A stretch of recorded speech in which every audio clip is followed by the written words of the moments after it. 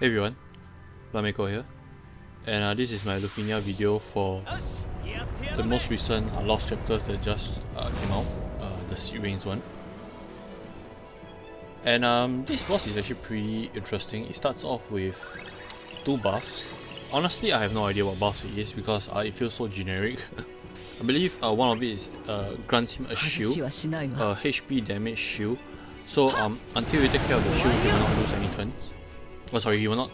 But yes, he will not lose HP. Sorry. And he also frames his turn at the very beginning. There we go, attack up and brave damage up. So he will be hitting us really hard, but will not be able to break us, I believe. Especially with Zack being in the team. So honestly, when I went in, I did have no idea what was going on. I just used Garnet's abilities, and I only noticed that something was wrong around here, where he is still at 100% after Garnet used her burst. And I was wondering to myself, why is he not taking any damage? Am I supposed to, is there some is there any requirements, for me to deal damage to him? And that's when I realized, Zack is actually doing not much damage as well. And then I noticed the shield, so I was like, oh, he has a HP damage shield. Oh, I see. But yeah, so I decided, you know what, never mind, I'll just carry on. I'll just push through, try and break the shield if I mean, deal as much damage to the shield as possible. And then, when Noctis does his Legacy of the Lucii, then there's a very high chance that the shield will just break, right? Because of the amount of damage that Noctis is doing. But just solely based on how much damage Garnet and Zack did, I would say that the shield is about 1 million. So yeah, about, give or take, 1 million to about 900k. Yeah, because normally Garnet does about 1 mil damage, but since she started off with it, then there's a very good chance that it's not 1 million, it's about 800 to about slightly lower than 900k.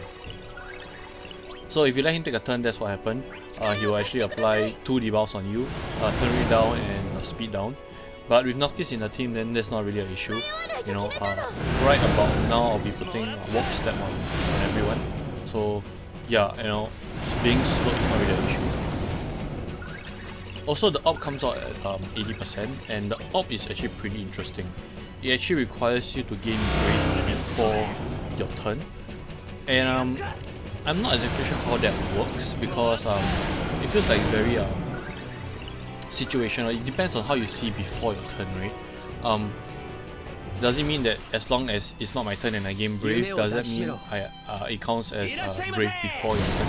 And once your turn is not, it doesn't. Because think of it this way, whenever Garnet's LD overhead goes off, the Orb is not increasing, or the Orb doesn't increase at all.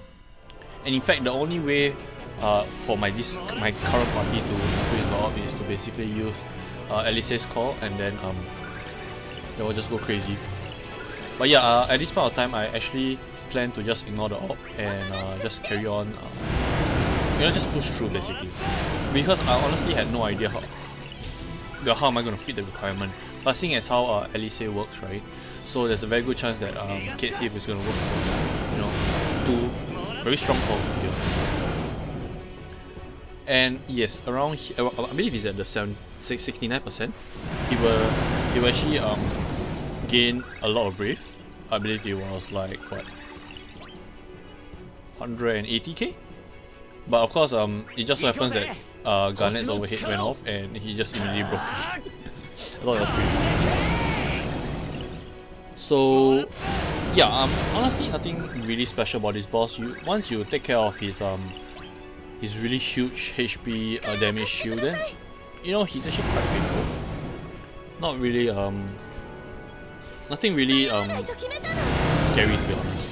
Especially once you break him when after he does his Brave gain. Then yeah, he will not be able to frame his turn, sorry. I believe that happens at 69%, and I believe he's also supposed to frame his turn, but because of how fast we broke him, I think he didn't have a chance to frame his turn. Yeah, there we go, to offensive posture, starring neutrons, there we go, look at that, he's supposed to frame his turn.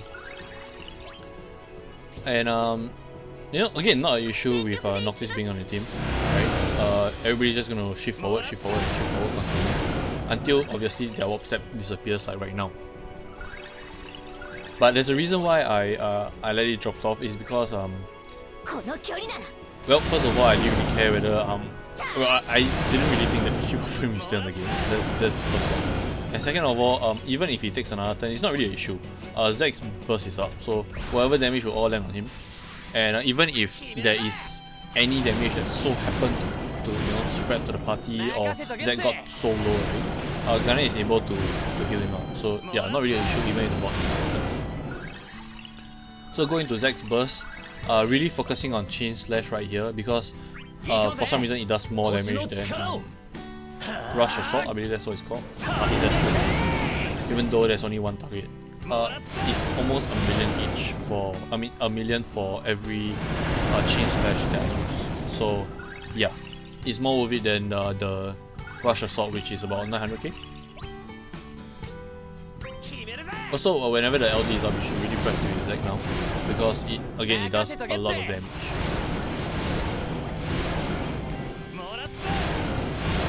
So I believe at 29%, sorry, he actually again frame his turn and increase he has his grave gain and everything else all over again. But again, we just ignore it because we're in the burst sequence. There we go. So I'm not exactly sure why it's so late, because according to the description that Square Enix gave, it's supposed to be 30%. In fact, there's only 2 by right, 70% and 30%. But not really an issue, you just destroyed whatever grave he had with Zek's Rush Assault. And finally, going up with the last Chain Slash. One more time. And he's at 3%. So the burst finisher is definitely going to finish him off.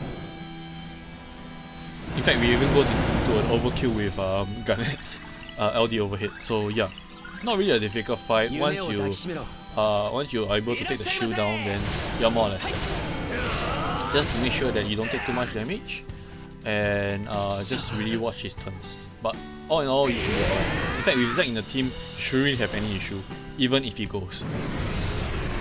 So yeah guys, a pretty straightforward fight, pretty easy fight. I'm pretty sure lots of us are able to clear this. And yeah, I'll see you guys in the next one.